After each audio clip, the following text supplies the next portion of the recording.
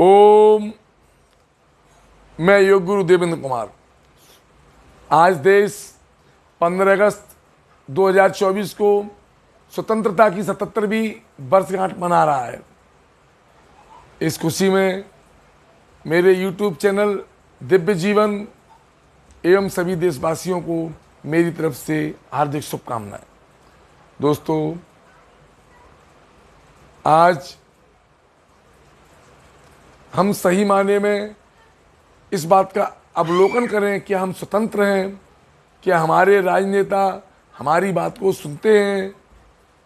शायद बहुत कम। आज 80% विधायक, सांसद चुनाव जीतने के बाद में कभी शायद ही अपने गली मोहल्लों में लोगों की दुख दर्द, उनकी समस्याएं सुनने के लिए आते हों। कई नेता तो 5-5 साल तक गायब हो जाते हैं, जिसके लिए कई बार सुना जाता है कि वो लापता हैं, उन्हें खोज के लाओ। दोस्तों, स्वतंत्रता आंदोलन के समय मंगल पांडे से लेकर के और क्रम चलते हुए महारानी लक्ष्मीबाई, तात्या टोपे और आगे क्रम चलते हुए दादा भाई नौरोजी और लोकमान्य बाल गंगाधर तिलक, बिपिन चंद्र और स्वतंत्रता संग्राम के सेनानी भगत सिंह, चंद्रशेखर आज़ाद, राजगुरु, सुखदेव, वीर क्रांतिकारी उधम सिंह और इनसे होता हुआ ये कारवा महात्मा गांधी तक, इन्होंने ये समझ करके ये लड़ाई लड़ी स्वतंत्रता की कि हमारे देशवासी और स्वतंत्र होंगे, उनकी स्वयं के शासक होंगे और खुद की सत्ता होगी। लेकिन जैसा महात्मा गांधी ने कहा था कि मैं एक ऐसे भारत का निर्माण करूंगा जिसमें गरीब से गरीब व्यक्ति भी ये कह सके, जो समाज की अंतिम पंक्ति पर खड़ा हुआ है, कि यह देश उसका है। क्या हम सचमुच में महात्मा गांधी के उन सपनों को साकार कर पाए?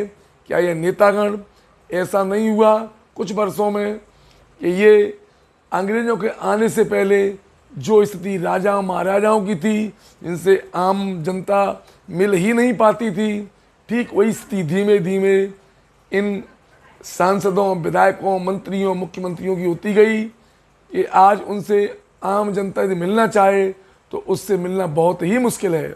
अपनी समस्याएं कहना चाहे तो वे छोटे छोटे भैया नेताओं से घिरे बैठे हैं, तो जनता क्या कह पाई अपनी समस्याएं? दोस्तों, ये इस भारत को स्वतंत्र कराने के लिए कितनी कुर्बानियां दी गई, तो मुझे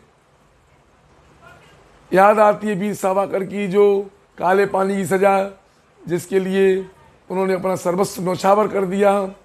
दोस्तों, माँ कल्लाल चतुर्वेदी की वो पंक्तियाँ उन्होंने ऐसे नेताओं को फटकारते हुए कहा था, उन्होंने नेताओं को एक फटकार लगाई कि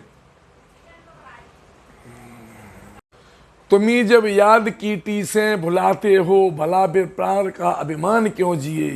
तुम्ही बलिदान के मंदिर गिराते हो, भला फिर प्यार का अभिमान क्यों जिए? भुला दी सूलियां जैसे जमाने ने, सभी कुछ पा लिया है तालियों से तुमने। न तुम बहले न हम बहले, भले साथी बताओ तो किसे बहला दिया तुमने? माँ कल्लाल चतुर्वेदी महान कवि, उन्होंने ऐसे नेताओं को बड़ी कड़ी फटकार लगाई।